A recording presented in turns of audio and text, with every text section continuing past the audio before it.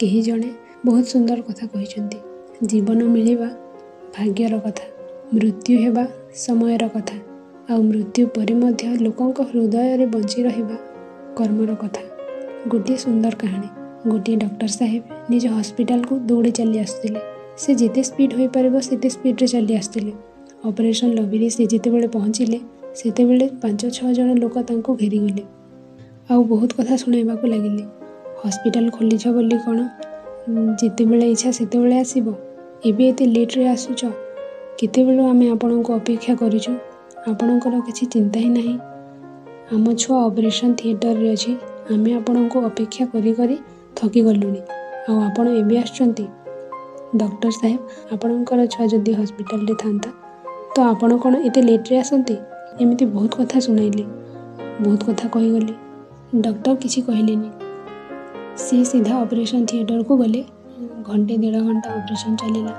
तापर डॉक्टर बाहरिले। पुणी थरे से 5-6 जण लोक घेरी गले आ कहले कौन हैला केमती हैला।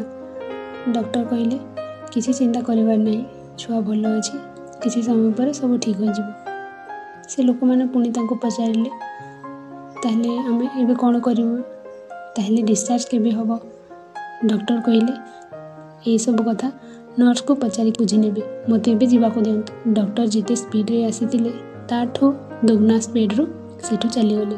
सेठी जो लोक माने थिले से माने भाबिले केते घमंडी डॉक्टरटा, कथा हेबार तरीका भी नहीं, केते अहंकार तार, एमती भाबुथांते। किसी समय परे नर्स आसिला। नर्स तांको बतेबाकू लागिला कि छुआ एबे भल अछि, 2 दिन परे ताको डिस्चार्ज मिली जिवो। से लोक माने कहिले हो ठीक अछि जे आपण ए कथा कहंतु तो, आपणको डॉक्टर एते ईगो कोन पई, एते अहंकार कोन पई, कथा हेबार तरीका नहीं। आमे गोटे किछि कथा पचारछु, से किछि उत्तर भी देउ नांती आ सीधा चली गले। नर्स कहिला आपण एमिति कहंतुनी, डॉक्टर बहुत भल, आपणको जणा नहीं बोधे आज सकाळे तांको पुअर गोटे रोड एक्सीडेंट रे मृत्यु हो गला, किंतु हमर कर्तव्य थिला कि हॉस्पिटल रे गोटे छुआर ऑपरेशन करिवार अछि तो तांको जणै देबो। हम भाबुतलु कि से आसीबेनी बोली, किंतु से कहले कि हो ठीक अछि, मु जाउछि।